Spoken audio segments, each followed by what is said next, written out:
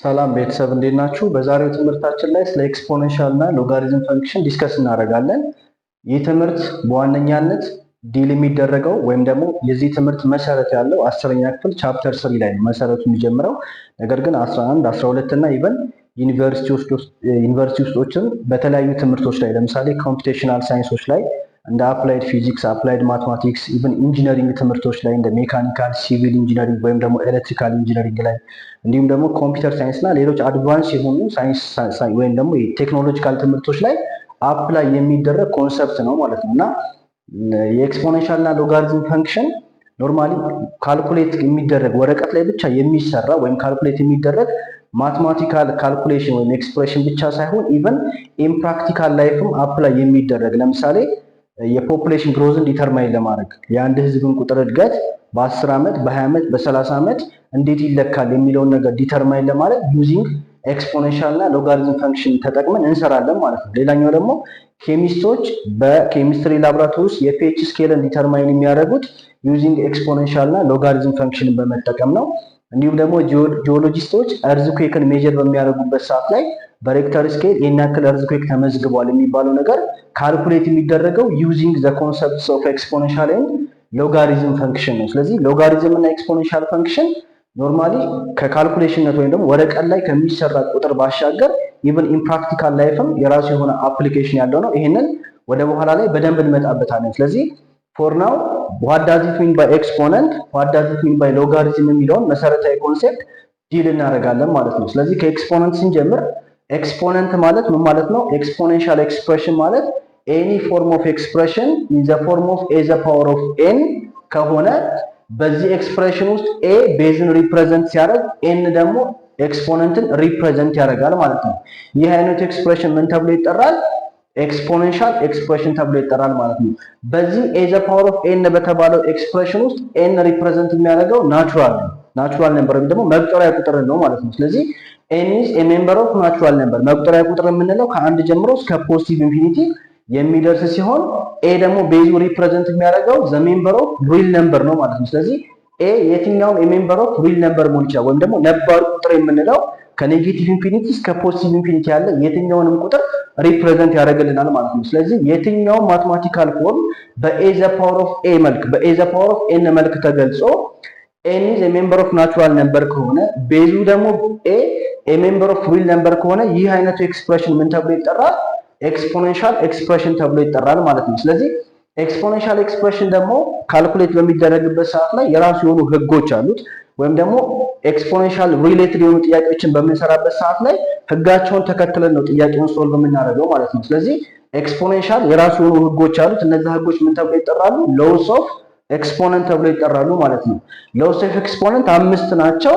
እነዚህ 5 ህጎች እንደሚከተለው ተዘርዝረዋል። የመጀመሪያው የኤክስፖኔንሻል ህግ ምን ተብሎ ይጠራል?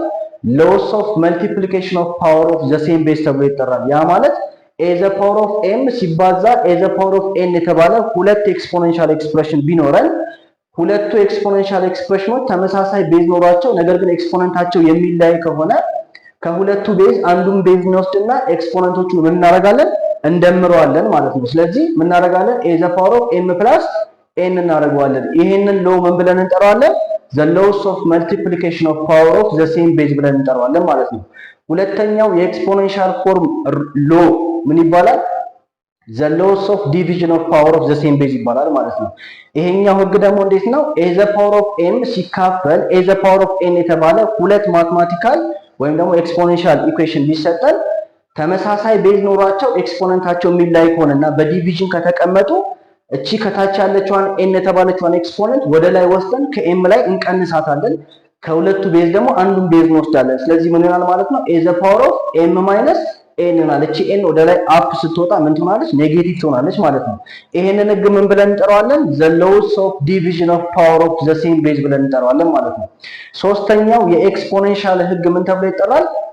ሎውስ ኦፍ ፓወር ኦፍ ኤ ፓወር ተብሎ ይጠራል። ያ ማለት ኤ ዘ ፓወር ኦፍ ኤም የተባለ ኤክስፖኔንሻል ፎርም ቢኖረን እና እሱ ደግሞ ዘ ሆል ዘ ፓወር ኦፍ ኤን የተባለ ኤክስፖነንት ቢኖረው የኤክስፖነንቱ ኤክስፖነንት እርስ በርሳቸው ይባዛል ማለት ነው። ያ ማለት ኤ ኤም የተባለ ኤክስፖነንት አለው፣ ኤክስፕሬሽኑ ደግሞ አጠቃላይ ኤን የተባለ ኤክስፖነንት አለው። ስለዚህ ሲምፕሊ ኤምን በኤን እናበዛለን ማለት ነው። ስለዚህ ምን ይሆናል ማለት ነው? ኤ ዘ ፓወር ኦፍ ኤም ታይምስ ኤን ይሆናል ማለት ነው። ይሄንን ህግ ደግሞ ምን ብለን እንጠራዋለን? ሎስ ኦፍ ፓወር ኦፍ ኤ ፓወር ተብሎ ይጠራል። አራተኛው የኤክስፖኔንሻል ህግ ደግሞ ምን ተብሎ ይጠራል? ዘ ሎስ ኦፍ ፓወር ኦፍ ኤ ፕሮዳክት ተብሎ ይጠራል። ያ ማለት ሁለት የተለያየ ቤዝ ያላቸው ኤክስፖኔንሻል ፎርሞች ሆነው ግን የጋራ ተመሳሳይ የሆነ ኤን የተባለ ኤክስፖነንት ቢኖራቸው ሲምፕሊ እቺ ኤን የተባለችዋን ኤክስፖነንት ቅንፍ ስላለ የጋራ ስለሆነች ለኤም ለቢም ዲስትሪቢዩት እናደርጋታለን ማለት ነው። ያ ማለት ኤ ዘ ፓወር ኦፍ ኤን ሲባዛ ቢ ዘ ፓወር ኦፍ ኤን ይሆናል ማለት ነው። ሲምፕሊ እቺን ኤን ለኤም ለቢም ዲስትሪቢዩት ማድረግ ማለት ነው። ይሄንን ህግ ምን ብለን እንጠራዋለን? ዘ ሎስ ኦፍ ኤ ፓወር ኦፍ ኤ ፕሮዳክት ብለን እንጠራዋለን ማለት ነው። አምስተኛው ህግ ደግሞ ምን ተብሎ ይጠራል? ዘ ሎስ ኦፍ ፓወር ኦፍ ኮሸንት ተብሎ ይጠራል። ያ ማለት ኤ ኦቨር ቢ የተባለ ኤክስፕሬሽን የጋራ ኤን የተባለ ኤክስፖነንት ቢኖረው ሁለት የተለያየ ቤዝ ነው ያላቸው። ስለዚህ እቺ ኤን የማን ኤክስፖነንት መሆን ትችላለች? የኤም የቢ መሆን ትችላለች ማለት ነው። ያ ማለት ኤ ዘ ፓወር ኦፍ ኤን ሲካፈል ቢ ዘ ፓወር ኦፍ ኤን ተብሎ በዚህ ፎርም ይቀመጣል ማለት ነው። ስለዚህ አራተኛውና አምስተኛው ህግ ዲፈረንሱ ምንድነው? ሁለቱም የተለያየ ቤዝ ነው ያላቸው። ነገር ግን ይሄኛው በፕሮዳክት ሲሆን ነው፣ ይሄ ደግሞ በዲቪዥን ሲሆን ነው ማለት ነው። ስለዚህ እነዚህ ህጎች ምን ተብለው ይጠራሉ? ሎስ ኦፍ ኤክስፖነንት ተብለው ይጠራሉ ማለት ነው። እነኚህን ህጎች መሰረት አድርገን ነው ኤክስፖኔንሻል ፎርም ኦፍ ኢኩዌሽኖችን ሶልቭ የምናደርገው ማለት ነው። ሌላኛው ደግሞ ሎጋሪዝም ነው። ሎጋሪዝም ነው። ስለዚህ ሎጋሪዝም ባይ ዴፊኒሽን ምን ማለት ነው? ሎጋሪዝም ባይ ዴፊኒሽን ሎጋሪዝም ኦፍ ሲ ቱ ቤዝ ኤ እኩል ይሆናል ቢ ማለት ምን ማለት ነው? በዚህ ሎጋሪዝም ኦፍ ሲ ቱ ቤዝ ኤ እኩል ይሆናል ቢ በሚለው ኤክስፕሬሽን ውስጥ ሲ ከዜሮ መብለጥ አለበት አንደኛ፣ ሁለተኛ ደግሞ ቤዙ ኤ ከዜሮ መብለጥ አለበት። እንደገና ደግሞ ኤ ዲፈረንት ፍሮም ዋን መሆን አለበት ማለት ነው። ይሄንን ፉልፊልመንት የሚያሟላ ከሆነ ሎጋሪዝም ኦፍ ሲ ቱ ቤዝ ኤ እኩል ይሆናል ቢ ማለት ኢፍ ኤንድ ኦንሊ ኢፍ ምን ይሆናል ማለት ነው? ኤ ዘ ፓወር ኦፍ ቢ ከማን ጋር እኩል ይሆናል? ከሲ ጋር ይሆናል ማለት ነው። በዚህ ኤክስፕሬሽን ውስጥ የምንረዳው ነገር ምንድነው? ሎጋሪዝም እና ኤክስፖኔንሻል ፎርም ምንድናቸው? ኢንቨርስ ኦፍ ኢች አዘር ናቸው ማለት ነው። ስለዚህ ሲምፕሊ ይሄንን ሎጋሪዝሚክ ኤክስፕሬሽን ወደ ኤክስፖኔንሻል ፎርም ስንቀይረው ሎጋሪዝም ኦፍ ሲ ቱ ቤዝ ኤ ሲነበብ እንዲህ ተብሎ ነው የሚነበበው። ሎጋሪዝም ኦፍ ሲ ቱ ቤዝ ኤ እኩል ይሆናል ቢ የሆነውን ኤክስፕሬሽን ስንቀይረው ምን ይሆናል? ኤ ዘ ፓወር ኦፍ ቢ እኩል ይሆናል ሲ ይሆናል ማለት ነው። ይሄንን አይነት ኤክስፕሬሽን ምን ብለን እንጠራዋለን? ሎጋሪዝሚክ ኤክስፕሬሽን ብለን እንጠራዋለን ማለት ነው። ልክ እንደ ኤክስፖነንት ሁሉ ሎጋሪዝምም የራሱ የሆኑ መሰረታዊ ህጎች አሉት። እነዚህ መሰረታዊ ህጎች ተመስርተን ነው ጥያቄዎችን ሶልቭ የምናደርገው ማለት ነው። ስለዚህ እነዚህ ህጎች ምን ተብለው ይጠራሉ? ሎስ ኦፍ ሎጋሪዝም ተብለው ይጠራሉ። የመጀመሪያው የሎጋሪዝም ህግ ምን ተብሎ ይጠራል? ዘ ሎጋሪዝም ኦፍ ኤም ታይምስ ኤን ቱ ቤዝ ኤ። ያ ማለት የሎጉ ኤክስፖነንት ኤም እና ኤን የተባሉ ሁለት ዲፈረንት ኤክስፖነንቶች ካሉ እነኚህን ኤክስፖነንቶች በአዲሽን ስፕሊት እናደርጋለን እንለየዋለን ማለት ነው። ያ ማለት ሎጋሪዝም ኦፍ ኤም ቱ ቤዝ ኤ ሲደመር ሎጋሪዝም ኦፍ ኤን ቱ ቤዝ ኤ አድርገን እንለየዋለን። ይህንን ህግ ምን ብለን እንጠራዋለን? ሎጋሪዝም ኦፍ ፕሮዳክት ብለን እንጠራዋለን ማለት ነው። ሁለተኛው የሎጋሪዝም ህግ ምን ተብሎ ይጠራል? ሎጋሪዝም ኦፍ ኮሸንት ተብሎ ይጠራል። ይሄ ማለት ሎጋሪዝም ኦፍ ኤም ኦቨር ኤን ቱ ቤዝ ኤ ከተሰጠ፣ ያ ማለት የሎጋሪዝሙ ኤክስፖነንቶች ኤም እና ኤን በዲቪዥን መልክ ከተቀመጡ ሲምፕሊ ምንድነው የምናደርገው? ሎጋሪዝም ኦፍ ኤም ቱ ቤዝ ኤ ሲቀነስ ሎጋሪዝም ኦፍ ኤን ቱ ቤዝ ኤ አድርገን እናስቀምጠዋለን። ያ ማለት ዲቪዥን ስለሆነ እዚህ ጋር ምን ይሆናል ማለት ነው? መቀነስ ይሆናል። እዚህ ጋር ደግሞ ፕሮዳክት ስለሆነ እዚህ ጋር ምን ይሆናል ማለት ነው? መደመር ይሆናል ማለት ነው። ስለዚህ ይሄንን ህግ ምን ብለን እንጠራዋለን? ሎጋሪዝም ኦፍ ኮሸንትስ ብለን እንጠራዋለን ማለት ነው። ሶስተኛው ህግ ደግሞ ሎጋሪዝም ኦፍ ኤም ዘ ፓወር ኦፍ አር ቱ ቤዝ ኤ። ይሄንን በምንሰራበት ሰዓት ላይ የሎጋሪዝሙ ኤክስፖነንት ሌላ ኤክስፖነንት ካለው ሲምፕሊ እቺ አር የተባለችው ኤክስፖነንት እዚህ ጋር ኮፊሸንት ሆና ትባዛለች ማለት ነው። ያ ማለት አር ሲባዛ ሎጋሪዝም ኦፍ ኤም ቱ ቤዝ ኤ ይሆናል ማለት ነው። ይሄንን ህግ ምን ብለን እንጠራዋለን? ሎጋሪዝም ኦፍ ፓወርስ ብለን እንጠራዋለን ማለት ነው። አራተኛውና የመጨረሻው የሎጋሪዝም ህግ ምን ተብሎ ይጠራል? ቼንጅ ኦፍ ቤዝ የተባለ ህግ ነው። ይሄ ማለት ሎጋሪዝም ኦፍ ኤም ቱ ቤዝ ኤ የተባለ ሎጋሪዝሚክ ኤክስፕሬሽን ቢኖረን ይሄንን ህግ አፕላይ የምናደርገው መቼ ነው? ሎጋሪዝም ኦፍ ኤም ቱ ቤዝ ኤ የራሳቸው ኮመን ባህሪያት ከሌላቸው፣ ያ ማለት ኤ እና ኤም እና ኤን የተባሉ ቁጥሮች ኮመን ባህሪ ከሌላቸው ጥያቄው ሎጋሪዝሙን ሶልቭ ለማድረግ ኮመን ባህሪ ያስፈልጋል። ስለዚህ ኮመን ባህሪ ከሌላቸው ምን እናደርጋለን? ይሄን ጥያቄ ሶልቭ ለማድረግ አዲስ ቤዝ ለኤምም ለኤም ኢንትሮዲዩስ እናደርጋለን ማለት ነው። ስለዚህ ለኤም ምን ሰጠዋለሁ? ቢ የተባለ ቤዝ ሰጠዋለሁ። ለኤም ምን ሰጠዋለሁ? ቢ የተባለ ቤዝ ሰጠዋለሁ ማለት ነው። በዚህ ኤክስፕሬሽን ውስጥ ኤ ምን ነበረች? የሎጋሪዝሙ ቢ ቤዝ ነበረች። ኤም ደግሞ የሎጋሪዝሙ ኤክስፖነንት ነበረች። ነገር ግን ሁለቱ ኤም እና ኤን ኮመን የሆነ የጋራ ባህሪ ስለሌላቸው ግዴታ ይህን ጥያቄ ሶልቭ ለማድረግ አዲስ ቤዝ ኢንትሮዲውስ አደርግላቸዋለሁ ማለት ነው። ስለዚህ ሎጋሪዝም ኦፍ ኤም ቱ ቤዝ ቢ ሲካፈል ሎጋሪዝም ኦፍ ኤ ቱ ቤዝ ቢ አድርገን እንሰራዋለን ማለት ነው። ስለዚህ ይህንን በዲቪዥን መልክ አስቀምጠን ስንሰራው አዲስ ቤዝ ቼንጅ ስላደረግን ይሄ ህግ ምን ተብሎ ይጠራል? ቼንጅ ኦፍ ቤዝ ተብሎ ይጠራል ማለት ነው። ስለዚህ የሎጋሪዝም ኤክስፕሬሽኖችን ስንሰራ እነዚህን አራት ህጎች እንከተላለን። የኤክስፖኔንሻል ጥያቄዎችን በምንሰራበት ሰዓት ደግሞ እነዚህን አምስት ህጎች ተከትለን እንሰራለን ማለት ነው። በዚህ ቻፕተር ወይም ደግሞ በዚህ ቶፒክ ላይ ዲስከስ ለማድረግ የተፈለገው ሀሳብ ምንድነው? ሎጋሪዝም እና ኤክስፖኔንሻል ጥያቄዎችን በምንሰራበት ሰዓት ላይ የእያንዳንዳቸውን ህግ ተከትለን ነው ጥያቄዎችን ሶልቭ የምናደርገው። ለምሳሌ አልጀብሪክ ኤክስፕሬሽን የራሱ ህግ አለው።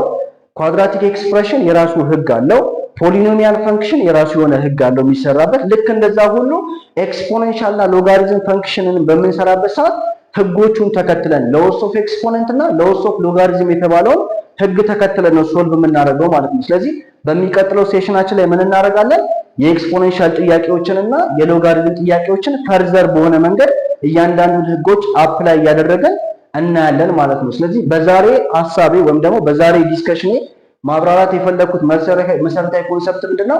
ኤክስፖኔንሻል እና ሎጋሪዝም ፈንክሽን ኖርማሊ ወረቀት ላይ ብቻ የሚሰሩ ማትማቲካል ኤክስፕሬሽኖች ብቻ ሳይሆኑ ኢቭን ኢን ፕራክቲካል ላይፍም ፖፑሌሽን ግሮዝን ዲተርማይን ለማድረግ እርዝኩዌክን ዲተርማይን ለማድረግ እንዲሁም ደግሞ የፒኤች ስኬሎችን በኬሚስትሪ ላቦራቶሪ ውስጥ ፒኤች ስኬሎችን ዲተርማይን ለማድረግ እና ሌሎች ፈርዘር የሆኑ አድቫንስ የሆኑ ቴክኖሎጂካል ነገሮች ላይ ወይም ትምህርቶች ላይ አፕላይ የሚደረግ ፕራክቲካል ኮንሰፕት ነው ማለት ነው። ስለዚህ በሚቀጥለው ጊዜያችን ደግሞ ኤክስፖኔንሻል እና ሎጋሪዝም ፈንክሽኖችን እየሰራን በምንሄድበት ሰዓት ላይ ፕራክቲካል አፕሊኬሽን ላይ ሎጋሪዝም የቱ ጋር ይጠቅማል፣ ኤክስፖኔንሻል የቱ ጋር ይጠቅማል፣ ኮምፓውንድ ኢንተረስትን ዲተርማይን ለማድረግ እርዝኩዌክን ዲተርማይን ለማድረግ ፒኤች ስኬልን ካልኩሌት ለማድረግ እንዲሁም ደግሞ ሌሎች ፕራክቲካል የሆኑ አፕሊኬሽኖችን እንዴት እንደምንመለከት በሚቀጥለው ክላሳችን ላይ ደግሞ ጥያቄዎችን እየሰራን ፈርዘርሊ ዲስከስ እናደርጋለን። ዛሬ የነበረን ቆይታ ይህን ይመስላል። አመሰግናለሁ።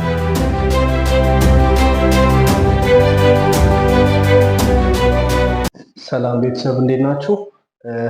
በባለፈው ሴሽናችን ስለ ኤክስፖኔንሻል እና ስለ ሎጋሪዝም ፈንክሽን በቂ የሆነ ኮንሰፕት ይዘናል። ዋት ዳዝ ኢት ሚን ሎጋሪዝም፣ ዋት ዳዝ ኢት ሚን ኤክስፖነንት የሚለውን ዴፊኔሽኑን ካስቀመጥን በኋላ ኤክስፖኔንሻል ጥያቄዎች ሲሰሩ በራሱ በኤክስፖኔንሻል ህግ መሰረት እንደሚሰሩ፣ የሎጋሪዝም ጥያቄዎች ሲሰሩ በራሱ በሎጋሪዝም ህግ መሰረት እንደሚሰራ ባለፈው ዲስከስ አድርገን ነበረ። ስለዚህ ዛሬ ወደ ኢለስትሬቲቭ ኤግዛምፕሎቹ ስንመጣ ዛሬ የኤክስፖኔንሻል ጥያቄ በዚህኛው ሴሽናችን በደንብ አድርገን እናያለን። ሁለት ጥያቄዎችን አዘጋጅተናል። ሁለቱም ጥያቄዎች በሚገባ እንሰራለን። ሶልቭ ዘ ፎሎዊንግ ኢኩዌሽንስ። የመጀመሪያው ጥያቄ 1/4 ዘ ፓወር ኦፍ ኤክስ ማይነስ 1 እኩል ይሆናል 4 ዘ ፓወር ኦፍ 2 ማይነስ 3ኤክስ። ስለዚህ ይሄ ጥያቄ ኤክስፖኔንሻል ፎርም ኦፍ ጥያቄ ነው። በዚህ ጥያቄ ውስጥ እንደምታዩት ኤክስፕሬሽኑ የተገለጸው ኢን ዘ ፎርም ኦፍ ኤ ዘ ፓወር ኦፍ ኤን በሚል ኤክስፕሬሽን ፎርም ነው የተገለጸው። ስለዚህ በዚህ ኤክስፖኔንሻል ጥያቄ ውስጥ ሶልቭ የምናደርገው የኤክስ ቫሪያብልን ዋጋ ነው ማለት ነው። ሶ ወደዚህ ጥያቄ መልስ ስንመጣ ሶሉሽን ላይ ስንመጣ 1/4 የሚለውን ኤክስፕሬሽን የምናደርገዋለን 1/4 ማለት ምን ማለት ነው? ቱ ዘ ፓወር ኦፍ 2 ማለት ነው። ፎርን አራት ቁጥርን በርቢ መልክ ስንገልጻት ቱ ዘ ፓወር ኦፍ 2 ወይም ደግሞ 2 ታይምስ 2 አድርገን ማስቀመጥ እንችላለን። ስለዚህ 1/2 ዘ ፓወር ኦፍ 2 እናደርግና ዘ ፓወር ኦፍ ኤክስ ማይነስ 1 እናደርጋለን። ከዛ እቺኛዋንም አራት አት ሴም ታይም ፎርም እናደርጋታለን ቱ ዘ ፓወር ኦፍ 2 እናደርግና ዘ ፓወር ኦፍ 2 ማይነስ 3x እናደርጋለን ማለት ነው።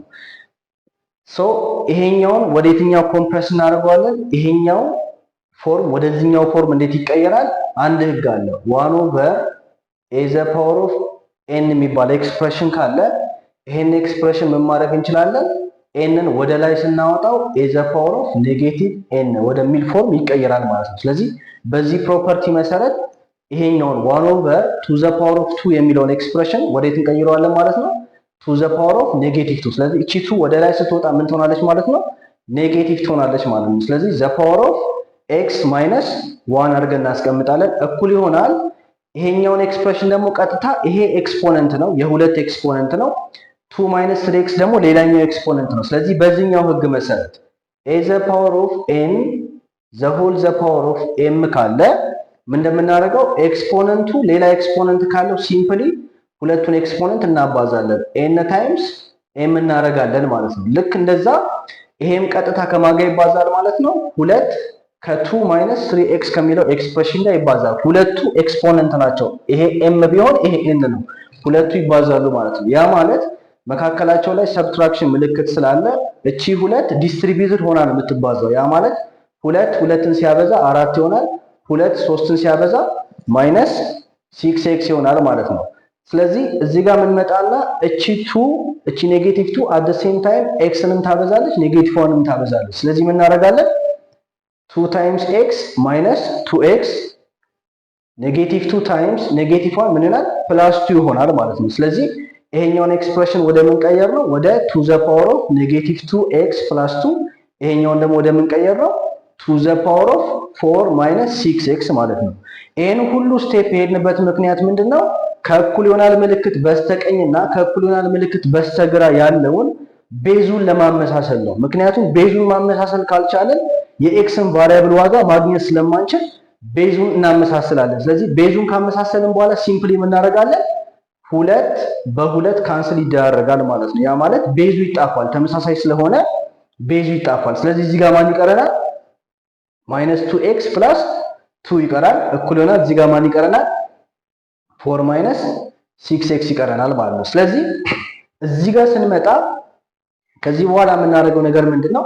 ሊኒየር ኢኩዌሽን አመጣን ማለት ነው። ሊኒየር ኢኩዌሽን ስናመጣ ከእኩል ይሆናል ምልክት በስተግራ በስተቀኝ ያለውና ከእኩል ይሆናል ምልክት በስተግራ ያለው ኢኩዌሽን ሁለቱም ሊኒየር ኢኩዌሽን ስለሆነ ምን እናደርጋለን?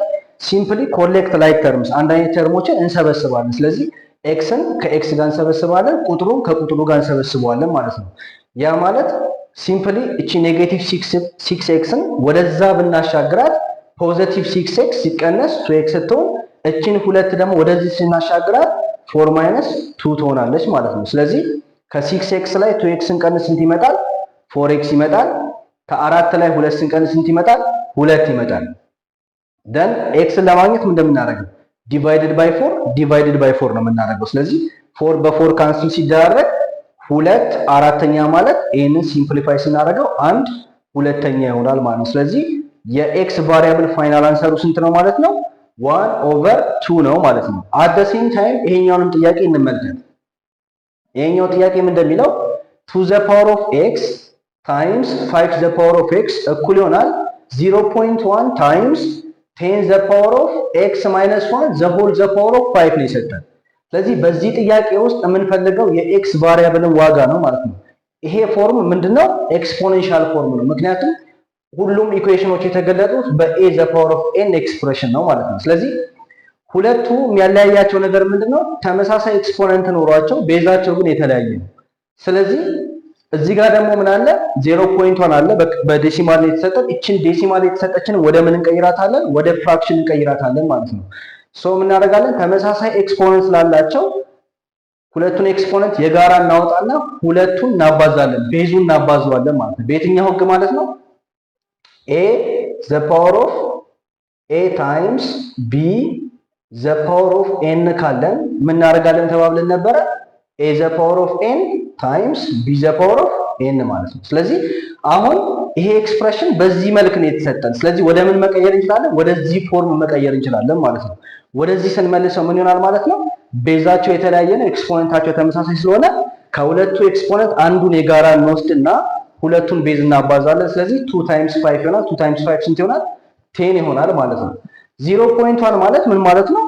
ፍራክሽን ወደ ፍራክሽን ስንቀይረው 1/10ኛ ማለት ነው። 0.1 ማለት ስንት ማለት ነው? 1/10ኛ። ይሄንን በ10 10ኛ ማብዛት ነው። በ10 10ኛ ስናበዛው ስንት ይሆናል?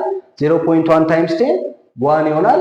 ከዛ ከታች ማን አለ? 10 አለ። ስለዚህ 0.1 ዴሲማል ነው። ወደ ፍራክሽን ስንቀይረው 1/10 ይሆናል ማለት ነው። ሲባዛ ይሄኛው ምን ይሆናል? ቀጣይ 10 ዘ ፓወር ኦፍ እቺ 5 ከማጋ ትባዛለች ማለት ነው። ከኤክስ ማይነስ 1 ጋር ይባዛል። ለምን?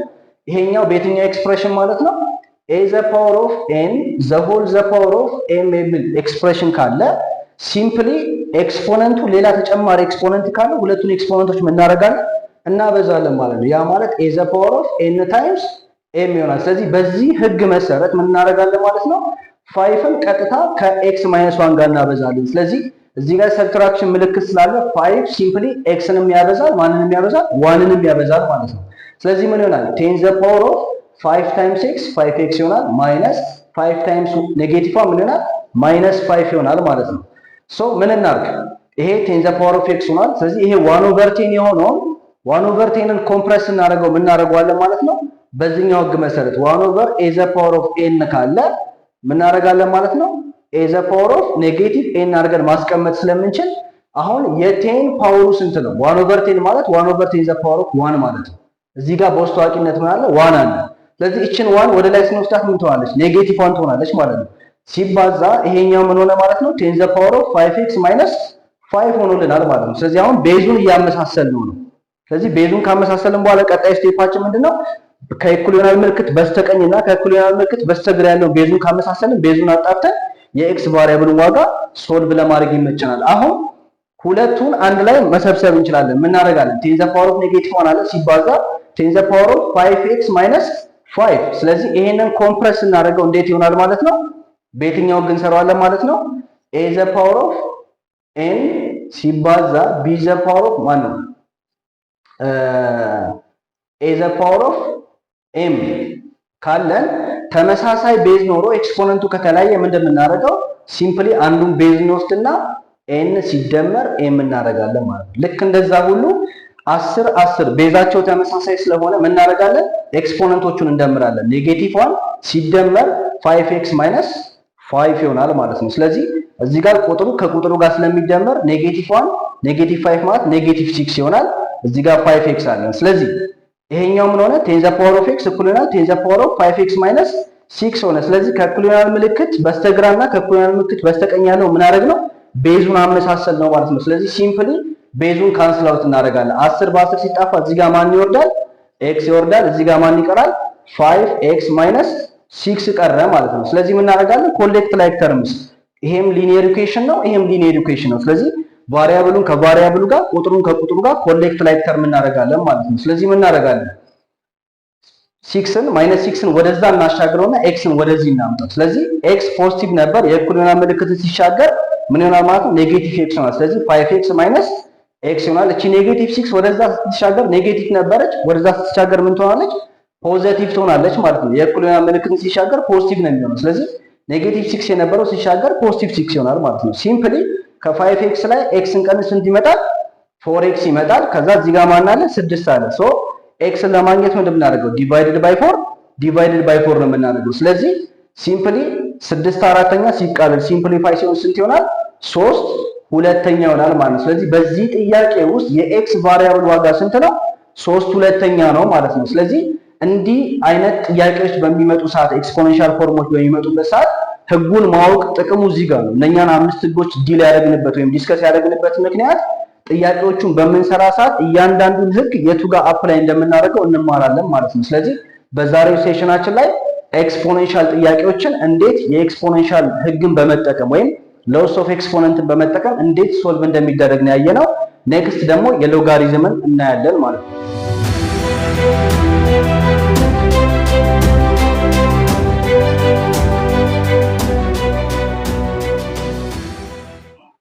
እሺ አሁን ደግሞ ፖፑሌሽን ግሮዝ እንመለከታለን። ከዚህ በፊት በነበረው ክላስ ላይ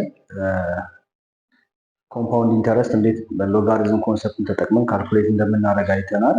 አሁን ደግሞ ፖፑሌሽን ግሮዝን እንዴት የሎጋሪዝም ኮንሰፕት በመጠቀም ካልኩሌት እናደርጋለን የሚለውን ነገር እናያለን ማለት ነው። ስለዚህ ስፔሲፊክሊ ይሄኛው ኤግዛምፕል ፖፑሌሽን ግሮዝን የተመለከተ ኤግዛምፕል the initial size of a culture of bacteria is 1000 after an hour the bacteria counts is 8000 then ጥያቄው ምንድነው? find a function that models the population after time t hours። ስለዚህ አንድ ባክቴሪያ ኢኒሻል ሳይዛቸው 1000 ነበረ። ከአንድ ሰዓት በኋላ የባክቴሪያዎቹ ቁጥር ስንት ሆነ? 8000 ሆነ ማለት ነው። ስለዚህ የባክቴሪያዎቹ ቁጥር ከሆነ ቲ ሃወር በኋላ ፖፑሌሽን ግሮዝ ሲያሳይ ይሄንን የሚያሳይ ፈንክሽን ፋይንድ አውት አድርገው ጥያቄው ፋይንድ ዘ ፈንክሽን ዛት ሞዴልስ ዘ ፖፑሌሽን አፍተር ታይም ቲ። ስለዚህ ፖፑሌሽን አፍተር ታይም ቲ ሞዴል የሚያደርግ ፈንክሽንን ፋይንድ አውት አድርጎ ጥያቄው የሚለው ማለት ነው። ስለዚህ ወደ ሶሉሽኑ ስንመጣ ፖፑሌሽን ግሮዝን ዲተርማይን ለማድረግ የምንጠቀመው ጀነራል ፎርሙላ ይሄ ነው። ፒ ኦፍ ቲ እኩል ይሆናል ፒ ኖት ታይምስ ኢ ዘ ፓወር ኦፍ ኬ ታይምስ ቲ ነው። ስለዚህ በዚህ ፎርሙላ ውስጥ ፒ ኦፍ ቲ ማለት ምን ማለት ነው? ፒ ኦፍ ቲ ማለት ዘ ፖፑሌሽን አፍተር ታይም ቲ ማለት ነው። ፒ ኖት ደግሞ ዘ ፖፑሌሽን አት ኢኒሻል ታይም ማለት ነው። ኬ ደግሞ ዘ ፖፑሌሽን ግሮዝ ሬት ማለት ነው። ቲ ደግሞ ምንድነው? ታይም ነው ማለት ነው። ስለዚህ ፒ ኦፍ ቲ ማለት ፖፑሌሽን አፍተር ታይም ቲ የሚኖረው ፖፑሌሽን ነው። ያ ማለት 8000 ማለት ነው። ፒ ኖት ማለት ደግሞ ኢኒሻሊ መጀመሪያ የነበረው ፖፑሌሽን ነው። ያ ማለት 1000 ማለት ነው። ኢ ማለት በማትማቲክስ ውስጥ 2.72ን የሚወክል ኮንስታንት ቫልዩ ነው። ልክ እንደ ፓይ 3.14 እንደሚወክል ማለት ነው። ኬ በዚህ ውስጥ ምንድነው? ዘ ፖፑሌሽን ግሮዝ ሬት ነው። ስለዚህ አሁን ፖፑሌሽን ግሮዝ ሬቷን ማናቃት እዚህ ጥያቄ ውስጥ ፖፑሌሽን ግሮዝ ሬት አልተሰጠንም። ቲ ስንት ሰጥቶናል? 1 ሃወር ተብሏል። 1 ሃወር ስለሚል ታይማችን ስንት ነው? 1 ሃወር ነው ማለት ነው። ስለዚህ ሰብስቲዩት ስናደርግ ፒ ኦፍ ቲ ማለት ፒ ኦፍ ቲያችን ስንት ነው? ፒ ኦፍ ዋናችን ማለት ነው። ሰዓቱ አንድ ስለሆነ በቲ ቦታ አንድ ስናስገባ ፒ ኦፍ ዋናችን 8000 ነው። 8000 እናስገባለን። ፒ ኖታችን ስንት ነው? 1000 ነው። ታይምስ ኢ ዘ ፓወር ኦፍ ኬ ታይምስ ቲያችን ስንት ነው? አንድ ነው። ስለዚህ ኬ ታይምስ ዋን ኦልሬዲ ኬ ነው የሚመጣው። ይሄንን ኢኩዌሽን ሲምፕሊፋይ ስናደርገው ዲቫይድድ ባይ 1000 ዲቫይድድ ባይ 1000 ስናደርግ 1000 በ1000 ይጣፋል። 8000 ለ1000 ስናካፍል 8 ይመጣል። 8 እኩል ይሆናል ኢ ዘ ፓወር ኦፍ ኬ ይሆናል ማለት ነው። ስለዚህ 8 እኩል ይሆናል ኢ ዘ ፓወር ኦፍ ኬ። ከዚህ በኋላ የኬን ቫልዩ ለመፈለግ ፕሮሲድ ማድረግ አንችልም፣ ወይም ደግሞ ቤዞቹን ማለት ነው የስምንትንና ኢን አመሳስለን ወይም ደግሞ ሪሌት አድርገን የኬን ቫልዩ መፈለግ ስለማንችል ምን እናደርጋለን? ዊ መልቲፕላይ ቦዝ ሳይድ ኦፍ ዘ ኢኩዌሽን ባይ ላን ማለት ነው። ላን ምንድነው? ናቹራል ሎጋሪዝም ማለት ነው። ናቹራል ሎጋሪዝም ማለት ነው ለምሳሌ አንድ ፈንክሽን ላን ኤክስ ተብሎ ቢሰጠን ላን ኤክስ ማለት ሎጋሪዝም ኦፍ ኤክስ ቱ ዘ ቤዝ ኢ ማለት ነው። ስለዚህ ናቹራል ሎጋሪዝም ማለት ባጭሩ ቤዙ ኢ የሆነ ሎጋሪዝም ነው። ስለዚህ ሁለቱንም ሳይድ ስምንትንም ኢ ዘ ፓወር ኦፍ ኬንንም በላን እናበዛቸዋለን ማለት ነው። ስለዚህ ኢ ዘ ፓወር ኦፍ ኬ እኩል ይሆናል 8 ነው። ሁለቱንም ሳይድ በላን ስናበዛ ላን ታይምስ ኢ ዘ ፓወር ኦፍ ኬ እኩል ይሆናል ላን 8 ይሆናል ማለት ነው። ኦኬ ላን ማለት ምን ማለት ነው ብለናል? ሎጋሪዝም ኦፍ ኤክስ ቱ ዘ ቤዝ ኢ ማለት ነው። ስለዚህ ላን ኢ ዘ ፓወር ኦፍ ኬ ማለት ምን ማለት ነው? ሎጋሪዝም ኦፍ ኢ ዘ ፓወር ኦፍ ኬ ቱ ዘ ቤዝ ኢ ማለት ነው። ላን 8 ደግሞ ሎጋሪዝም ኦፍ 8 ቱ ዘ ቤዝ ኢ ማለት ነው። ስለዚህ ይሄኛውን ሪዲዩስ እናደርገው ይሄንን ህግ እንጠቀማለን። ሎጋሪዝም ኦፍ ኤም ዘ ፓወር ኦፍ አር ቱ ዘ ቤዝ ኤ ከሆነ የሎጋሪዝሙ ኤክስፖነንት ሌላ ተጨማሪ ኤክስፖነንት ካለው እቺ ኤክስፖነንት እንደ ኮኤፊሺየንት ፊት ለፊት መታ ምን ትላለች? ትባዛለች። ስለዚህ አር ታይምስ ሎጋሪዝም ኦፍ ኤም ቱ ዘ ቤዝ ኢ ይሆናል። ልክ በዚህ መሰረት ኬ ሲወርድ ምን ይሆናል? ኬ ታይምስ ሎጋሪዝም ኦፍ ኢ ቱ ዘ ቤዝ ኢ ይሆናል ማለት ነው። ኦኬ ሎጋሪዝም ኦፍ ኢ ቱ ዘ ቤዝ ኢ ማለት ደግሞ ስንት ነው? 1 ነው። እንዴት መጣ? ሎጋሪዝም ኦፍ ኢ ቱ ዘ ቤዝ ኢ እኩል ይሆናል 1 የሆነበት ምክንያት ይሄንን ወደ ኤክስፖኔንሻል ፎርም ብንቀይረው እንዴት ነው የሚሆነው? ለምሳሌ ሎጋሪዝም ኦፍ ኢ ቱ ዘ ቤዝ ኢ መልሱን አናውቀውም ኤክስ ነው ብለን ብናስብ ምን እንደሚሆነው ማለት ነው? ኢ ዘ ፓወር ኦፍ ኤክስ እኩል ይሆናል ምን ይሆናል ማለት ነው? ኢ ይሆናል ማለት ነው ወደ ኤክስፖኔንሻል ፎርም ሲቀየር። ስለዚህ ኢ ዘ ፓወር ኦፍ ኤክስ ከኢ ጋር እኩል ከሆነ ቤዙ ተመሳሳይ ሲሆን የኢ ፓወር ደግሞ አንድ ስለሆነ ቤዙን ስናጣፋው የኤክስ ዋጋ ስንት ይመጣል? 1 ይመጣል። ስለዚህ ሎጋሪዝም ኦፍ ኢ ቱ ዘ ቤዝ ኢ ማለት ኤክስፖነንቱን ቤዙ ስለሚመሳሰል ካንስል አውት ሲደረግ ቫልዩ ስንት ይመጣል ማለት ነው? 1 ይመጣል ማለት ነው። ስለዚህ በሎጋሪዝም ኦፍ ኢ ቱ ዘ ቤዝ ኢ ቦታ 1 እናስገባለን። 1 ታይምስ ኬ ይመጣል ማለት ነው። ሲምፕሊ ሎጋሪዝም ኦፍ ኤ ቱ ዘ ቤዝ ኢ ማለት ወይም ላን 8 ማለት ካልኩሌተራችን ላይ ስንሰራው ቀጥታ ይሄንን ቫልዩ በካልኩሌተር ነው የምናገኘው። እዚህ ስልካችን ላይ ወይም ደግሞ ሳይንቲፊክ ካልኩሌተር ላይ ላን 8 ብለን ስንሰራ ስንት ይመጣል? 2.079 ይመጣል ማለት ነው። ስለዚህ ፎርሙላችን ምን ይሆናል ማለት ነው? ፒ ኦፍ ቲ እኩል ይሆናል ፒ ኖት ታይምስ ኢ ዘ ፓወር ኦፍ ኬቲ ነበር። ስለዚህ ፒ ኦፍ ቲያችን ፒ ኖታችን ስንት ነው? 1000 ነው። ኢ ዘ ፓወር ኦፍ ኬን ስንት አገኘን ማለት ነው? 2.079 ታይምስ ቲ ሆነ ማለት ነው። ስለዚህ ፈንክሽኑን አስቀመጥ ነው ማለት ነው። የጠየቀን ጥያቄ ምንድነው? ፋይንድ ኤ ፈንክሽን ዛት ሞዴልስ ዘ ፖፑሌሽን አፍተር ታይም ቲ። ስለዚህ አፍተር ታይም ቲ ያለውን ፖፑሌሽን የሚያሳይ ፎርሙላ ወይም ደግሞ ፈንክሽን ሞዴል አስቀምጥን ያለው። ስለዚህ ፈንክሽናችንን በዚህ መልኩ አስቀምጠነዋል ማለት ነው። ከዚህ በኋላ ደግሞ ሌሎች ጥያቄዎች አሉ። እነሱን ደግሞ በሚቀጥለው ሴሽን ላይ እንመለከታቸዋለን።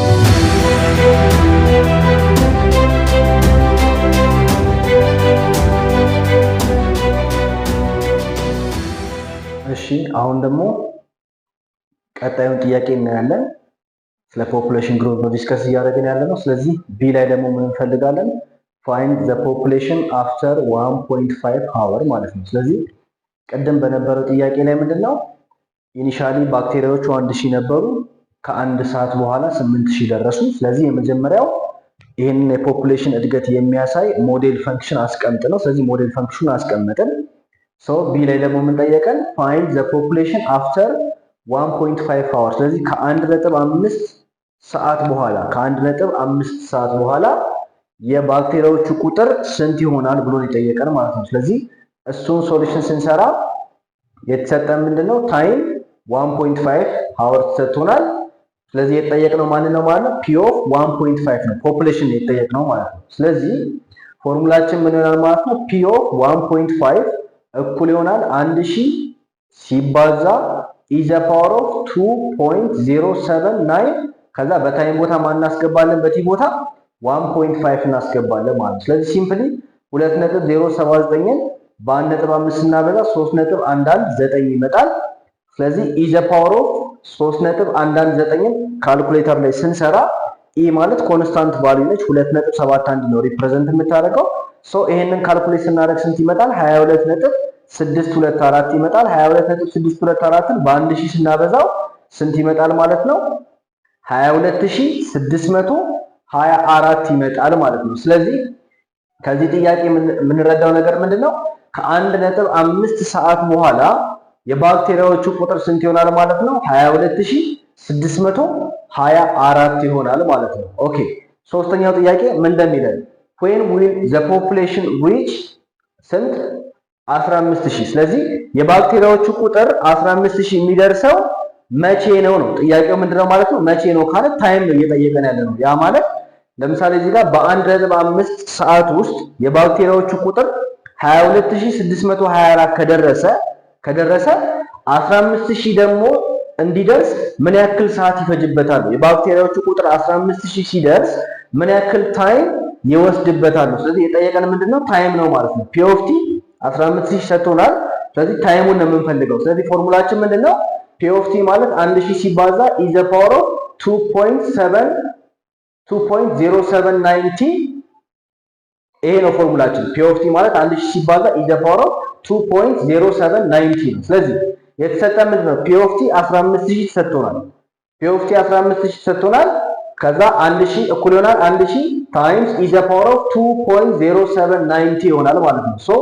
ይሄንን ፎርሙላ ሲምፕሊፋይ ስናደርገው እናደርጋለን ዲቫይድድ ባይ 1000 እናደርጋለን። ስለዚህ ይሄንን እንደ 1000 ይሄንን እንደ 1000 ስናካፍል 1000 በ1000 ይጣፋል። እዚህ ጋር ማን ይቀርልናል ማለት ነው? ኢ ዘ ፓወር ኦፍ 2.079 ቲ ይቀራል ማለት ነው። ኦኬ እዚህ ጋር 15000 ለ1000 ስናካፍል 15 ይመጣል ማለት ነው። አሁን ከዚህ በኋላ የቲን ቫልዩ ካልኩሌት ለማድረግ 15 እና ኢን በኮመንሊ የሚያዛምዳቸው የቁጥር ዝምድና ስለሌለ አንድ ነገር እናደርጋለን። ምን እናደርጋለን? we multiply both sides of the equation by lan ማለት ነው። ስለዚህ ሁለቱንም ሳይድ 15ንም ኢ ዘ ፓወር ኦፍ 2.079ንም ሁለቱንም ሳይድ በላን እናባዛለን ማለት ነው። ስለዚህ አዝቢ ነው ከዚህ በፊት ዲስከስ እንዳደረግነው ላን ማለት ቤዙ ኢ የሆነ ሎጋሪዝም ማለት ነው። ምን ተብሎ ይጠራል? ናቹራል ሎጋሪዝም ተብሎ ይጠራል። ስለዚህ ላን ኤክስ ማለት ሎጋሪዝም ኦፍ ኤክስ ቱ ዘ ቤዝ ኢ ማለት ነው። ሁለቱንም ሳይድ በላን ስናበዛው ይሄኛው በላን ሲባዛ ላን 15 ይመጣል። ይሄኛው በላን ሲባዛ ላን ኢ ዘ ፓወር ኦፍ 2.79 ቲ ይመጣል ማለት ነው። ላን 15 ማለት ምን ማለት ነው? ለሎጋሪዝም ሲቀየረው ሎጋሪዝም ኦፍ 15 ቱ ዘ ቤዝ ኢ ማለት ነው። በአጭሩ ላን ማለት ቤዙ ኢ የሆነ ሎጋሪዝም ማለት ነው። ኦኬ ስለዚህ ላን ኢ ዘ ፓወር ኦፍ 2.079 ማለት ደግሞ ምን ማለት ነው? ሎጋሪዝም ኦፍ ኢ ዘ ፓወር ኦፍ 2.079 ቱ ዘ ቤዝ ኢ ማለት ነው። ስለዚህ ከዚህ ፎርሙላ በመነሳት ሎጋሪዝም ኦፍ ኤም ዘ ፓወር ኦፍ አር ቱ ዘ ቤዝ ኢ ቱ ዘ ቤዝ ኢ ስንሰራው እቺ ኤክስፖነንት ኮኤፊሽንት ሆና እዚህ ጋር ምን ትላለች ትባዛለች። ስለዚህ ምን ይሆናል ማለት ነው r ታይምስ ሎጋሪዝም ኦፍ m ቱ ዘ ቤዝ ኢ ይሆናል። ልክ እንደዛ ሁሉ ይሄኛው ምን ይሆናል ማለት ነው 2.0790 ማለት ምንድነው ኮኤፊሽንት ነው። ስለዚህ የዚህ የኢ ኤክስፖነንት ስለሆነ አዜ ኮኤፊሽንት እዚህ ጋር መጥቶ ይባዛል ማለት ነው። ያ ማለት ይሄ ቀጥታ ሲወርድ በዚህ ህግ መሰረት ምን ይሆናል ማለት ነው 2.0790 ታይምስ ሎጋሪዝም ኦፍ ኢ ቱ ዘ ቤዝ ኢ ይሆናል ማለት ነው። ኦኬ ሎጋሪዝም ኦፍ ኢ ቱ ዘ ቤዝ ኢ ደግሞ ስንት ነው ብለናል? አንድ ነው ብለናል። ስለዚህ ኢ ማለት ቤዙም ኤክስፖነንቱም ተመሳሳይ ስለሆነ አንድ ነው የሚሆነው ይጣፋል። ኦኬ ስለዚህ 2.0790 ሲባዛ በአንድ ስንት ይመጣል? ራሱ 2.0790 ይመጣል ማለት ነው። ኦኬ ስለዚህ ቲን ለማግኘት መላል ዲቫይድድ ባይ 2.079 ሲካፈል 2.079 አደርጋለሁ ማለት ነው። ስለዚህ 2.079 በ2.079 ሲጣፋ ቲ ብቻውን ይቀራል። ዘን ላን 15 ለማናካፍላለን ማለት ነው ለ2.079 እናካፍላለን ማለት ነው። ላን 15 ማለት ቀጥታ ካልኩሌተር ላይ ስንሰራ የሚመጣልን ቫልዩ ስንት ነው? 2.708 ነው የሚመጣው። ሲካፈል ለ2.079 ስናደርገው ሁለቱን ስናካፍል ስንት ይመጣል? 1.303 ሃወር ይመጣል ማለት ነው። ስለዚህ የባክቴሪያዎቹ ቁጥር 15000 እንዲደርስ ስንት ሰዓት ይፈጅበታል ማለት ነው? 1.303 ሃወር ይፈጅበታል ማለት ነው። ስለዚህ ጥያቄው የጠየቀን ምንድነው ማለት ነው? ስፔሲፊክሊ ባክቴሪያዎቹ ቁጥር 15000 ሲደርስ ምን ያክል ታይም ይፈጅበታል ነው ያለን። ታይሙን ካልኩሌት ስናደርገው ስንት መጣ? 1.303 መጣ ማለት ነው። እዚህኛው ጥያቄ ላይ ደግሞ በ1.5 ሰዓት ውስጥ የባክቴሪያዎቹ ቁጥር ስንት ይመጣል አለን። ካልኩሌት ስናደርገው ስንት መጣ? 22624 መጣ ማለት ነው። ስለዚህ በዚህ መንገድ ሎጋሪዝም ኢንቮልቭ ያደረገበትን ጥያቄ የፖፑሌሽን ግሮዝ ጥያቄ በእንደዚህ አይነት መንገድ መስራት እንችላለን። ይሄ ጥያቄ አላለቀም፣ አንድ ጥያቄ ይቀረናል። እሱን ሰርተን ይሄንን ቻፕተር ወይም ደግሞ ይሄንን ፖርሽን እንቋጨዋለን ማለት ነው። ቴንክ ዩ።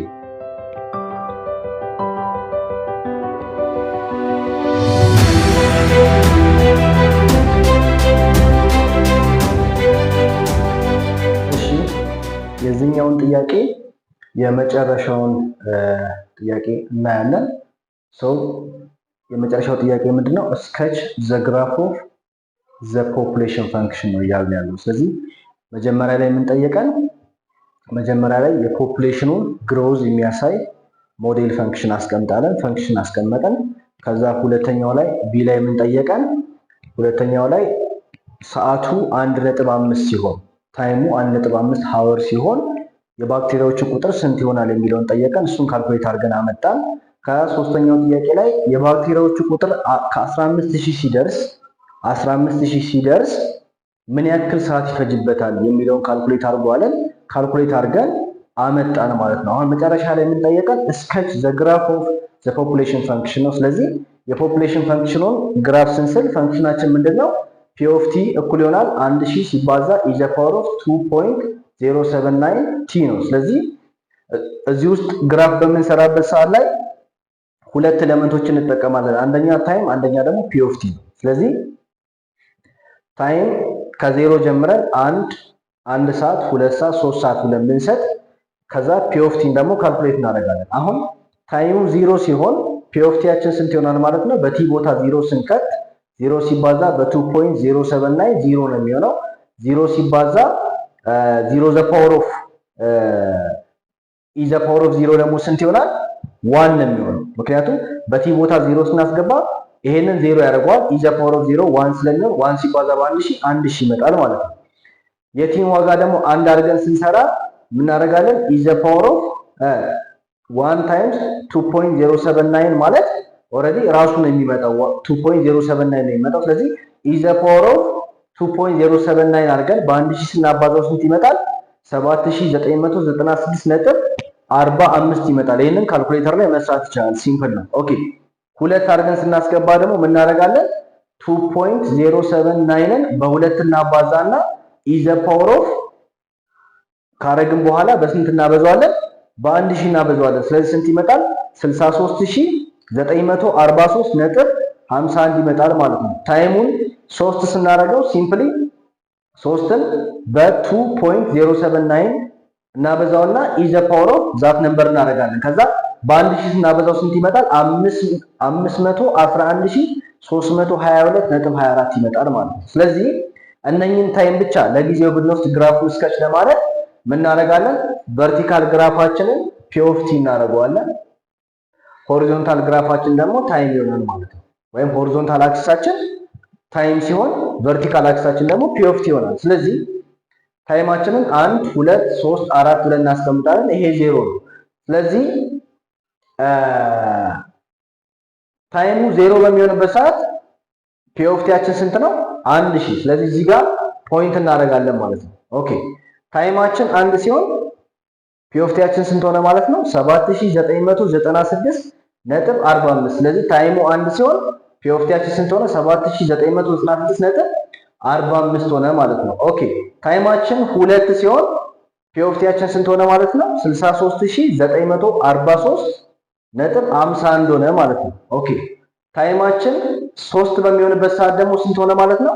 511322.24 መጣ ማለት ነው። ስለዚህ እቺን ፖይንት እነኚህን ፖይንቶች ምን እናደርጋለን? በቀጥታ መስመር እናገናኛለን ማለት ነው። ታይማችን 1 ሲሆን 7996 ይሆናል። እዚች ጋር ነጥብ እናደርጋለን። ታይሙ 2 ሲሆን 63943.51 ይሆናል። እዚች ጋር ፖይንት እናደርጋለን።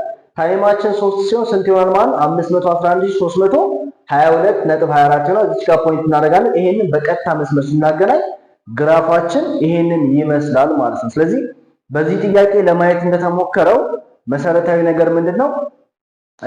ሎጋሪዝም እና ኤክስፖኔንሻል ፈንክሽን ፕራክቲካል አፕሊኬሽን አላቸው። ኖርማሊ ወረቀት ላይ ብቻ ካልኩሌት የሚደረግ ኢማጂኔሽን የሆነ ከወረቀት የማያልፍ ነገር ሳይሆን ፕራክቲካሊ በተለያዩ ሴክተሮች ላይ አፕላይ እናደርገዋለን። ለምሳሌ ላብራቶሪ ውስጥ እንደዚህ የባክቴሪያዎችን እድገት፣ የባክቴሪያዎችን የመራባት እድገት፣ ፖፑሌሽን ግሮዛቸውን ዲተርማይን ለማድረግ የሎጋሪዝም ኮንሰፕት እንጠቀማለን።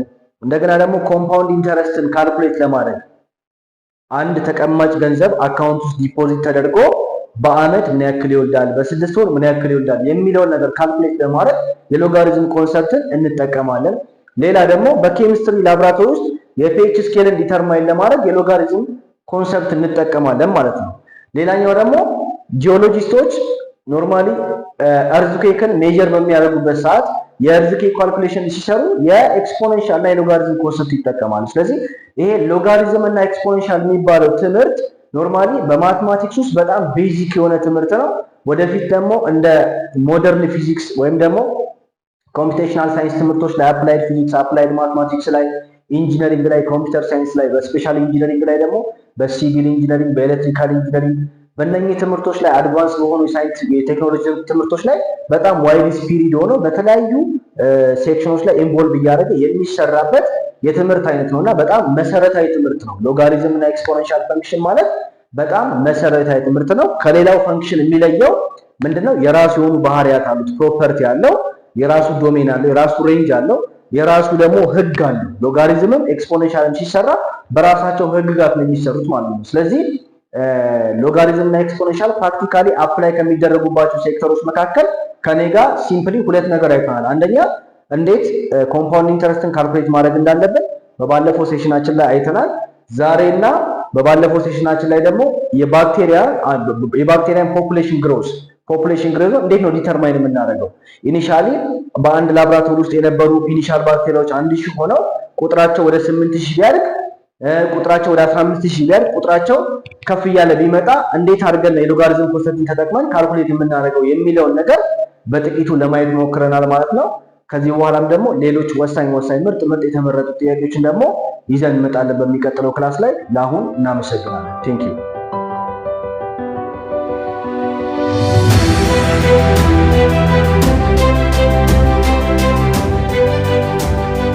ሰላም ቤተሰብ እንዴት ናችሁ? እሺ ዛሬ ደግሞ ኮምፓውንድ ኢንተረስት እንዴት የሎጋሪዝም ኮንሰፕት ተጠቅመን ካልኩሌት እናደርጋለን የሚለውን ነገር እናያለን። አፕሊኬሽንስ ኦፍ ሎጋሪዝምን ዲስከስ ስናደርግ ሎጋሪዝም ፕራክቲካሊ አፕላይ ከሚደረግባቸው ሴክተሮች መካከል አንደኛው ኮምፓውንድ ኢንተረስትን ካልኩሌት በምናደርግበት ሰዓት ወይም ባንኪንግ ሴክተር ላይ ወይም ብድርና ቁጠባ ላይ የሚሰሩ ተቋማቶች ኮምፓውንድ ኢንተረስትን ካልኩሌት የሚያደርጉት ዩዚንግ ሎጋሪዝም ኮንሰፕትን ተጠቅመው ነው እና ሎጋሪዝም እዛ ኮንሰፕት ላይ ኢንቮልቭ ያደርጋል። ሌላኛው ፖፑሌሽን ግሮዝ ነው።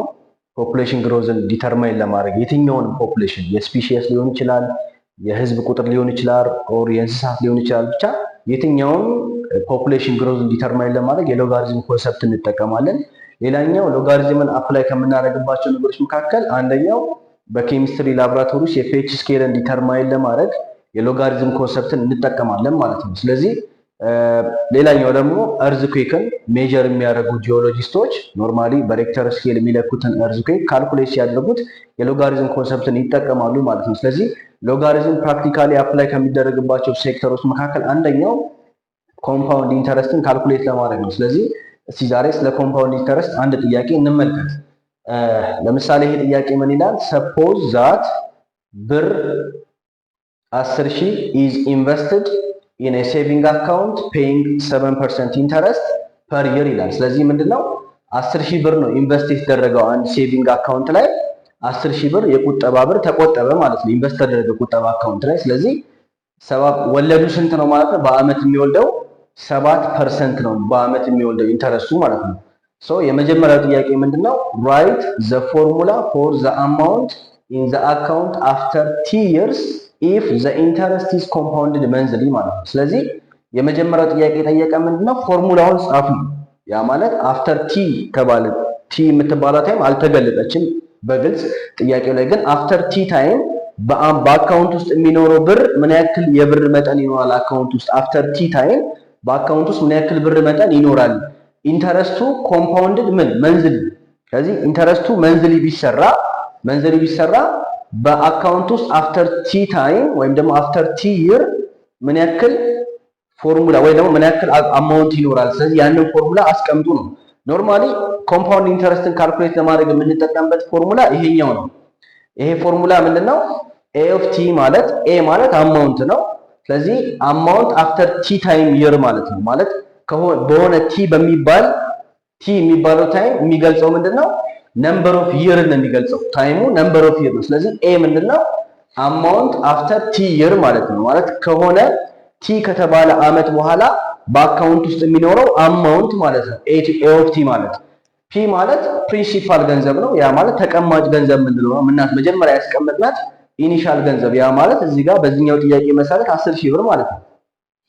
ሌላኛው አር ነው። አር ኢንተረስት ሬት ፐር ይር ነው። ማለት በአመት ምን ያክል ይወልዳል የሚለው ነው። ስለዚህ በዚህ ጥያቄ መሰረት ኢንተረስት ሬቱ ሰጥቷል 7% ሰጥቶናል ማለት ነው። ኦኬ ሌላኛው ኤን ነው።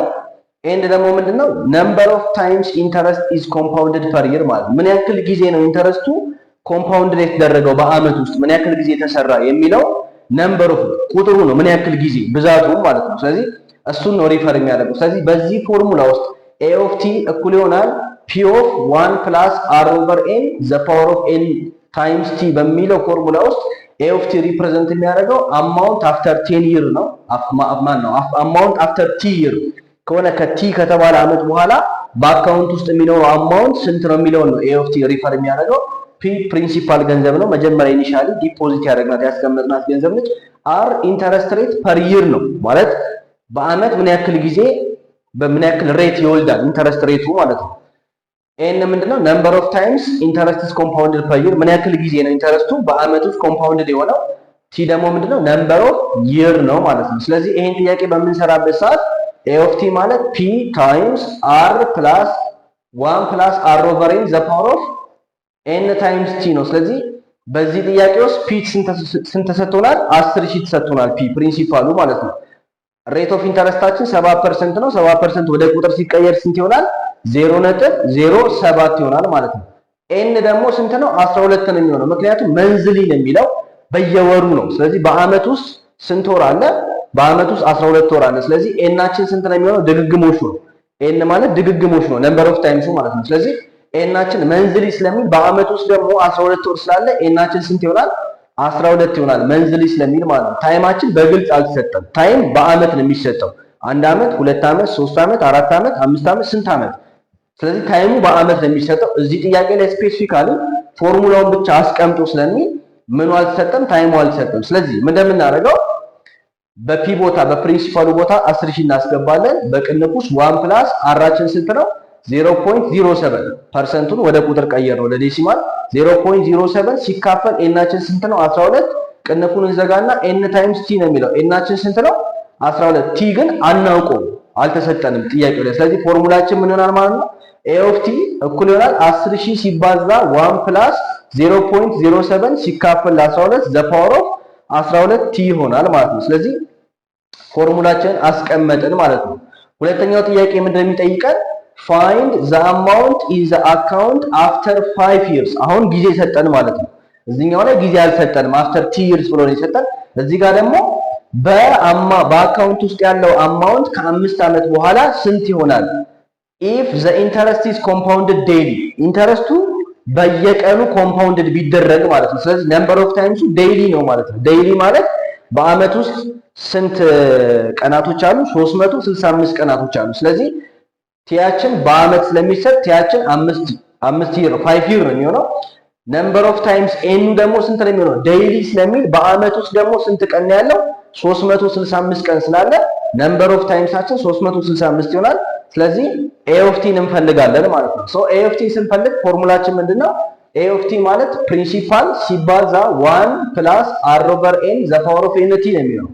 ስለዚህ ኤ ኦፍ ቲ ቲ ስንት ነው? 5 ነው። ስለዚህ በቲ ቦታ ላይ 5 እናስገባለን። እኩል ይሆናል 10000 ታይምስ 1 ፕላስ አራችን ስንት ነው? 0.07 ሲካፈል ኤናችን ስንት ነው?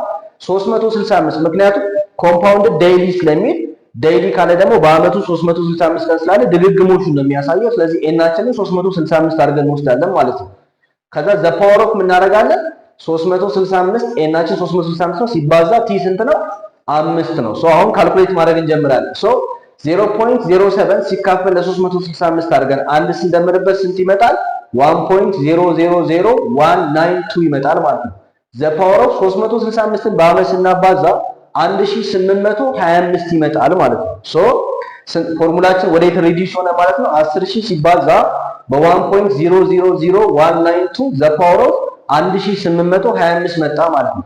ሲምፕሊ 1.000192 ዘ ፓወር ኦፍ 1825 ስናደርግ ስንት ይመጣል? ካልኩሌት ስናደርግ ይሄን በካልኩሌተር 1.4196 ይመጣል ማለት ነው። ስለዚህ ሲምፕሊ 1.4196ን በ10000 ስናበዛ ስንት ይመጣል? 14196 ብር ይሆናል ማለት ነው። ስለዚህ በዚህ ጥያቄ መሰረት ከ5 ዓመት በኋላ ኢንተረስቱ ኮምፓውንድ ዴይሊ ተሰርቶ ከ5 ዓመት በኋላ ብሩ ስንት ይሆናል ማለት ነው? ከ10000 ከኢኒሻል አማውንቱ ከ10000 ተነስቶ አድጎ ስንት ይደርሳል? 14196 ብር ይደርሳል ማለት ነው። ግልጽ ነው አይደል? ስለዚህ አሁን በዚህ ጥያቄ ላይ የተመለከትነው ምንድነው? ኮምፓውንድ ኢንተረስት በሚሰራበት ሰዓት ላይ የምንጠቀማት አንድ ጀነራል ፎርሙላ አለች። እቺን ጀነራል ፎርሙላ ቤዝ አድርገን የተሰጡን ኤሌመንቶች ሰብስቲቱት አድርገን እንዴት አድርገን አማውንቱን ከነወለዱ ማለት ነው። ኢኒሻሊ 10000 ብር ተቀምጦ ነበረ። የ10000 ብር ከ5 ዓመት በኋላ ወልዶ ስንት ይደርሳል ማለት ነው? 14196 ብር ይደርሳል ማለት ነው። ሶ ይሄ ጥያቄ አላለቀም። በሚቀጥለው ሴሽን ላይ ደግሞ ታይም ተሰጥቶ እንዴት አድርገን ታይምን እንደምንፈልግ ማለት ሌላ ሁሉ ነገር ተሰጥቶ ፕሪንሲፓሉ፣ ሬቱ፣ ኤኑ ኤቭሪ ነገር ተሰጥቶ እንዴት ታይሟን እንደምናገኛት ማለት ነው። ታይሟን እንዴት ካልኩሌት እንደምናረጋት በሚቀጥለው ክላስ ላይ ደግሞ እናያለን ማለት ነው። ለአሁን እናመሰግናለን።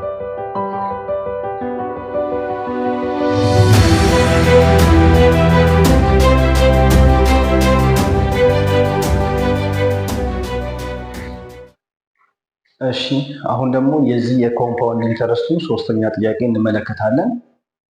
ሶስተኛው ጥያቄ ምን እንደሚለው how long will it take for the amount in the account to grow ስንት 25000 ብር ማለት ነው if the interest compounded semi annually። ስለዚህ በዚህ ጥያቄ ደግሞ ስፔሲፊካሊ ምን የጠየቀው how long will it take አለ። ጊዜ ነው የጠየቀው። how long will it take ምን ያክል ጊዜ ይወስዳል አለ። 25000 ብር አካውንት ውስጥ ያለው ገንዘብ አድጎ 25000 ብር ሲደርስ እና ኢንተረስቱ ኮምፓውንድድ ሰሚ አኑዋሊ ማለት ምንድነው? በአመት ሰሚ አኑዋሊ ማለት የአመት ግማሽ ማለት ነው። የአመት ግማሽ ማለት 6 ወር ማለት ነው። ስለዚህ ሰሚ አኑዋሊ ከሆነ ኢንተረስቱ ኮምፓውንድድ ሰሚ አኑዋሊ ተሰርቶ አካውንቱ አድጎ 25000 ብር እስኪደርስ ምን ያክል ጊዜ ይፈጃል? ያ ማለት ምን ያክል አመት ይፈጃል ነው ጥያቄው። ስለዚህ ወደ ሶሉሽናችን ስንመጣ አሁን 25000 ብር ማለት ምንድነው? ኤ ኦፍ ቲ ነው ማለት ነው። በመጨረሻ ላይ አካውንት ውስጥ የምናገኘው ብር ስንት ነው? 25000 ብር በዚህ ጥያቄ መሰረት ማለት ነው። ስለዚህ ኤናችን ስንት ይሆናል? 2 ነው የሚሆነው ምክንያቱም ሰሚ አኑዋሊ ይላል። ያ ማለት ሰሚ አኑዋሊ ማለት የዓመት ግማሽ ማለት ነው። ስለዚህ እቺ ኤን የምንላት ቫልዩ ቅድም ዲስከስ ስናደርግ ምን ብለናል? ኤን ማለት ነምበር ኦፍ ታይምስ ነው ማለት ኢንተረስቱ ኮምፓውንድድ የሆነበት በአመት ውስጥ ምን ያክል ኢንተረስቱ ኮምፓውንድድ ተደርጓል የሚለው ድግግሞሹ ብዛቱ ነምበር ኦፍ ታይምስ ማለት ነው። ስለዚህ ኤናችን 2 ነች ማለት ነው። ፕሪንሲፓል ገንዘባችን ያው ጥያቄው ላይ በተሰጠን መሰረት 10000 ብር ነው የመጀመሪያው። ኢንተረስት ሬታችን 7% ነው። ስንቀይረው 0.07 ይሆናል። ሶ የጠየቀን ማንን ነው? ታይሙን ነው ማለት ነው። ሶ when we calculate time ጀነራል ፎርሙላው ጋር እንመጣለን። ኤ ኦፍ ቲ ማለት ፕሪንሲፓል ሲባዛ 1 ፕላስ አር ኦቨር ኤን ዘ ፓወር ኦፍ ኤን ቲ ማለት ነው። ስለዚህ ኤ ኦፍ ቲያችን ስንት ነው? 25000 ብር ነው የተሰጠን።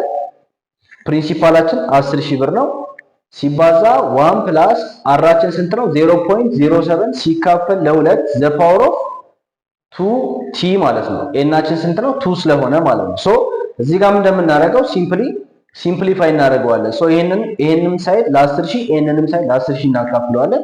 ሶ ይሄንን ኦቨር 10000 ስናደርገው 10000 በ10000 ይጣፋል። 25000 ለ10000 ስናካፍል ስንት ይመጣል? 30 በ0 እናጣፋና 25 ለ10 ስናካፍል 2.5 ይመጣል ማለት ነው። ሶ ሲምፕሊ 0.07 ለ2 ስናካፍለው 0.035 ይመጣል። ስለዚህ ፕላስ 1 እናደርግለታለን ዘ ፓወር ኦፍ 2t ይሆናል ማለት ነው። ስለዚህ ኢኩዌሽኑ ወዴት ሪዲዩስ ሆነ? 2.5 እኩል ይሆናል 1 ፕላስ 0.035 ዘ ፓወር ኦፍ 2t ሆነ ማለት ነው። ሶ አሁን ከዚህ በኋላ ይሄን ጥያቄ ፕሮሲድ የምናደርግበት ወይም ደግሞ የቲን ቫልዩ የምንፈልግበት ሌላ ኦፕሽን የለም። ስለዚህ አንድ ኦፕሽን እንጠቀማለን። እሱም መልቲፕላይ ቦዝ ሳይድ ባይ ናቹራል ሎጋሪዝም። ስለዚህ ሁለቱንም ሳይድ የትኛውን ሳይድ 2.5ንም ይሄኛውንም ሳይድ በናቹራል ሎጋሪዝም በላን እናበዛዋለን ማለት ነው። ዋት ኢዝ ናቹራል ሎጋሪዝም? ናቹራል ሎጋሪዝም ስንመጣ ናቹራል ሎጋሪዝም ማለት ለምሳሌ ላን ኤክስ ናቹራል ሎጋሪዝም ብዙ ጊዜ ላን ተብሎ ነው የሚጠራው። ላን ተብሎ ነው የሚጠራው። ሶ ናቹራል ሎጋሪዝም ኤክስ ወይም ደግሞ ላን ኤክስ ማለት ሎጋሪዝም ኦፍ ኤክስ ቱ ቤዝ ኢ ማለት ነው። ስለዚህ ኢ ማለት ደግሞ በማትማቲክስ ሪፕሬዘንት የምታደርገው አንድ ኮንስታንት ቫልዩ አለ። ያ ኮንስታንት ቫልዩ ምን ተብሎ ይጠራል? 2.72 ተብሎ ይጠራል። ስለዚህ ኢ ማለት ልክ እንደ ፓይ ነው። አሁን ፓይ 3.14 ብለን ፓይን ሪፕሬዘንት እንደምናደርጋት ኢም ደግሞ በማትማቲክስ ውስጥ የምትወክልልን 2.72 ነው ማለት ነው። ስለዚህ ናቹራል ሎጋሪዝም ማለት ላን ኤክስ ማለት በሌላ ቋንቋ ሎጋሪዝም ኦፍ ኤክስ ቱ ቤዝ ኢ ማለት ነው። ስለዚህ በአጭሩ ናቹራል ሎጋሪዝም ማለት ቤዙ ኢ የሆነ ሎጋሪዝም ማለት ነው። ናቹራል ሎጋሪዝም ማለት ቤዙ ኢ የሆነ ሎጋሪዝም ማለት ነው። ስለዚህ ላን ኤክስ ማለት ሎጋሪዝም ኦፍ ኤክስ ቱ ቤዝ ኢ ማለት ነው። ስለዚህ ኢ ሪፕሬዘንት የምታደርገው 2.72 ነው። ስለዚህ ምን እናደርጋለን? ሁለቱንም ሳይድ 2.5ንም ይሄኛውንም ሳይድ በላን እናበዛዋለን። ላን ታይምስ 2.5 እኩል ይሆናል ላን ታይምስ 1 ይሄንን እንደምረዋለን። 1 ሲደመር 0.035 ማለት 1.035 ይመጣል። ስለዚህ ላን ታይምስ 1.035 ዘ ፓወር ኦፍ 2t ይመጣል ማለት ነው። ሶ ይሄንን ኢኩዌሽን ሲምፕሊ ወደ ሎጋሪዝም ስንቀይረው ቅድም ዲስከስ ስናደርግ ምን ብለናል? ላን ኤክስ ማለት ሎጋሪዝም ኦፍ ኤክስ ቱ ቤዝ ኢ ማለት ነው። ስለዚህ ላን ማለት ባጭሩ ቤዙ ኢ የሆነ ሎጋሪዝም ማለት ነው። ስለዚህ ላንን ወደ ሎጋሪዝም ስንቀይረው ላን 2.5 ማለት ሎጋሪዝም ኦፍ 2.5 ቱ ቤዝ ኢ ማለት ነው እኩል ይሆናል ላን 1.035 ዘ ፓወር ኦፍ 2t ማለት ሎጋሪዝም ኦፍ 1.035 ዘ ፓወር ኦፍ 2t ቱ ዘ ቤዝ ኢ ማለት ነው። ስለዚህ እዚህ ጋር ምን እናደርጋለን? በሎጋሪዝም ህግ መሰረት አንድ የምናውቀው ሎጋሪዝም ህግ አለ። ሎጋሪዝም ኦፍ ኤም ዘ ፓወር ኦፍ አር ቱ ቤዝ ኤ ከሆነ ባለፈው ዲስከስ እናደርግ ምን ብለናል? ሎጋሪዝሙ የኤም ኤክስ ኤም የራሱ ኤክስፖነንት ካለው የሎጋሪዝሙ ኤክስፖነንት ኤም ነው። ኤም ደግሞ ሌላ ፓወር ኤክስፖነንት ካለው እቺኛው ፓወሯ አዜ ኮኤፊሺየንት እዚህ ጋር መታ ትባዛለች ብለናል። ስለዚህ ምን ይሆናል ማለት ነው? አር ታይምስ ሎጋሪዝም ኦፍ ኤም ቱ ዘ ቤዝ ኤ ይሆናል ማለት ልክ በዚህ ህግ መሰረት እናደርጋለን። ሎጋሪዝም ኦፍ 1.035 ዘ ፓወር ኦፍ 2t ቱ ዘ ቤዝ ኢ ማለት 2t ቀጥታ እዚህ ጋር አዘ ኮኤፊሺየንት መታ ትባዛለች ማለት ነው። ስለዚህ ምን ይሆናል? ሎጋሪዝም ኦፍ 2.5 ቱ ዘ ቤዝ ኢ እኩል ይሆናል 2t ሲባዛ ሎጋሪዝም ኦፍ 1.035 ቱ ዘ ቤዝ ኢ ይሆናል ማለት ነው።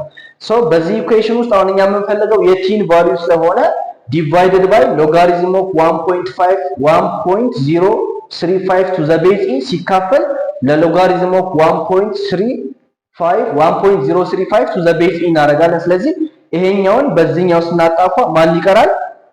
እዚህ ጋር 2t ብቻ ይቀረናል። ሶ ሎጋሪዝም ኦፍ 2.5 to the base e ማለት ላንቱ ነው።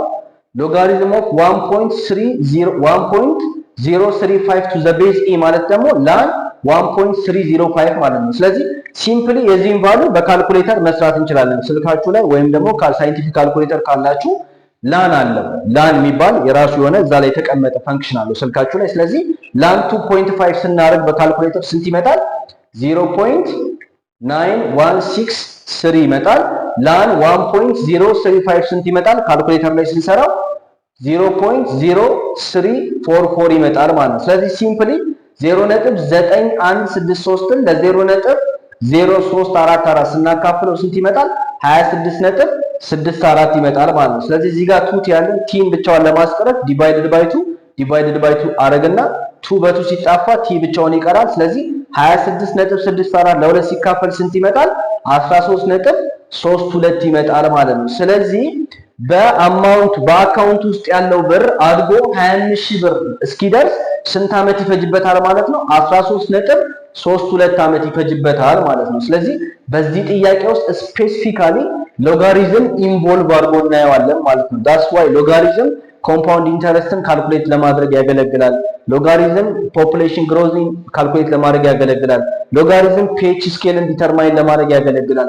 ሎጋሪዝም ኤርዝኩዌክን ሜጀር ስናደርግ ካልኩሌሽኑን ለመስራት ያገለግላል ብዬ መጀመሪያ ዲስከስ ያደረኳችሁ ፖይንት አንደኛው ፕራክቲካል አፕሊኬሽን ሎጋሪዝም ይሄን ይመስላል ማለት ነው። ስለዚህ ሎጋሪዝም እንደምታዩት ኮምፓውንድ ኢንተረስት ላይ ኢንቮልቭ አድርጎ ፕራክቲካሊ አፕላይ ሲደረግ ታዩታላችሁ ማለት ነው። ስለዚህ በዚህ ጥያቄ መሰረት በአካውንት ውስጥ ያለው ብር አድጎ 25000 ብር እስኪደርስ ኢንተረስቱ ኮምፓውንድ ሰሚ አኑዋሊ ተሰርቶ 25000 ብር እስኪደርስ ስንት ዓመት ይፈጅበታል ማለት ነው? 13.32 ዓመት ይፈጅበታል ማለት ነው። ስለዚህ በሚቀጥለው ሴሽናችን ላይ ደግሞ ፖፑሌሽን ግሮዝ እንዴት በሎጋሪዝም ኮንሰፕት ዲተርማይን ይደረጋል የሚለውን እናያለን። ለዛሬ የነበረን ክላስ ይመስላል። አመሰግናለሁ።